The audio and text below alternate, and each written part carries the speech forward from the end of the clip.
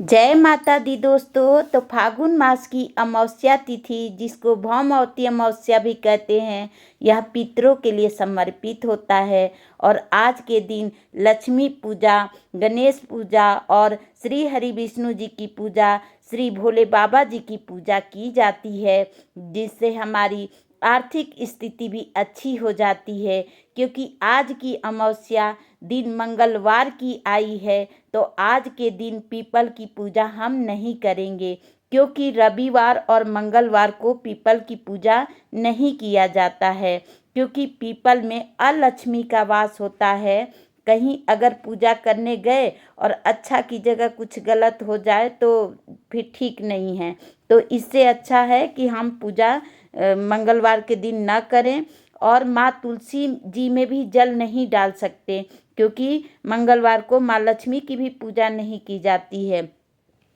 तो आप कान्हा जी की पूजा करेंगे, श्री विग्रह की अपनी स्नान वगैरह कराएंगे हम लोग। और देखिए, अमावस्या के दिन जो है वो सुबह जल्दी उठकर स्नान करके अपने पितरों के निमित्त दान जरूर करना चाहिए। हमें सबसे पहले हमें दान करना चाहिए, स्नान करके और दान का सामान पहले ही निकाल लेना है, और उसके बाद जा कर के सबसे पहले दान करना है। उसके बाद अपने घर के मंदिर में आ कर के इस दिन श्री महादेव जी की और श्री हरि विष्णु जी की पूजा की जाती है।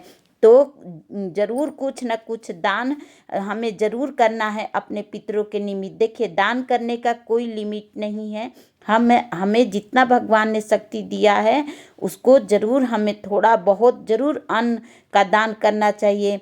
तिल दान कर सकते हैं, दाल, नमक, आलू, इस तरह की चीज़ें सीधा दान हम लोग कर सकते हैं। गाय, काली, चिटियाँ, कौवा, पक्षी, कुत्ते को भोजन भी जरूर हमको कराना चाहिए। और अपने द्वार पे अगर कोई भिक्षुक आ जाए, मांगने के लिए कोई आ जाए हमारे दरवाजे पे, तो उसको वापस भी नहीं जाने देना चाहिए, क्योंकि किस पशु पक्षी में कौन से रूप बना करके हमारे पितर आएंगे हमको नहीं पता है। तो इसलिए अगर हमारी सब कुछ हमको भगवान ने दिया है, तो हमें कभी भी हमारे दरवाजे पे कोई आ जाए तो उसका अनादर नहीं करना चाहिए। और अगर आर्थिक स्थिति को हम लोग मजबूत करना चाहते हैं, तो शाम के समय लक्ष्मी नारायण के साथ एक साथ पूजन करें। जैसे श्री हरि विष्णु जी हैं, जैसे भोले बाबा, माँ पार्वती का भी आप एक साथ पूजन कर सकते हैं। श्री हरि विष्णु माँ लक्ष्मी के साथ भी कर सकते हैं। और अगर आपके एक साथ नहीं है तो एक धागा शिव जी पे, सॉरी, विष्णु जी पे, और एक धागा माँ लक्ष्मी जी पर भी डाल करके आप ऐसे भी कर सकते हैं। तो वो साथ में ही गठबंधन कर देंगे तो वो साथ में ही माना जाता है। तो इस तरह से आप एक घी का दिया जरूर अपने प्रभु के निमित्त जलाइए और अपने पितरों के निमित्त जरूर जलाइए। और देखिए, जब हम माँ लक्ष्मी के दिन, देखिए अमावस्या की जो पूजा की जाती है ना, उसमें माँ लक्ष्मी की पूजा को बहुत अच्छा माना जाता है, क्योंकि जो दीपावली भी पड़ती है ना, वो अमावस्या को ही पड़ती है। तो इसलिए हमें घी का दीपक जलाना चाहिए, और उसमें 2 लौंग डाल देने से हमारे ग्रह कटते हैं। तो लक्ष्मी, ओम लक्ष्मी नमः पढ़ सकते हैं, लक्ष्मी के मंत्रों का जाप कर सकते हैं, लक्ष्मी चालीसा पढ़ सकते हैं। तो इस तरह से हम लोग माँ लक्ष्मी की भी पूजा करेंगे। और देखिए, और उस दिन मंगलवार को पड़ रहा है, तो हम लोगों को देखिए उस दिन जैसे कि तुलसी जी को छूना नहीं है, तो हमें दूर से, क्योंकि दिन मंगलवार पड़ रहा, तो हम दूर से ही उनकी पूजा पाठ करेंगे। और अपने पितरों के निमित्त एक दीपक जरूर जलाएं आप, क्योंकि देखिए दिन मंगलवार पड़ रहा, तो हम पीपल की भी पूजा नहीं करेंगे, तो अपने घर के छत पे जरूर रख सकते हैं। और उस दिन दीपक जरूर जलाएं, घी का दीपक लक्ष्मी जी के निमित्त जलाएं, तुलसी जी के पास दीपक जला सकते हैं। और इस तरह से जैसे जल में थोड़ा गंगा जल में हल्दी डालकर पूरे घर में छिड़क दें। इससे क्या होता है कि हमारे घर की नकारात्मकता दूर होती है।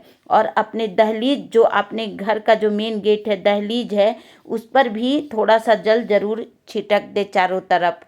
और अगर आप देखिए आपके यहाँ मंगलवार को पीपल की पूजा होती है तो आप लोग कर सकते हैं, लेकिन और प्रभु के निमित्त उनको पूजा पाठ करना है और पितरों के निमित्त दान पुण्य करना है। इसी से हमारे पितर प्रसन्न हो जाते हैं, क्योंकि उनकी प्रसन्नता के बिना हम कुछ भी नहीं कर सकते।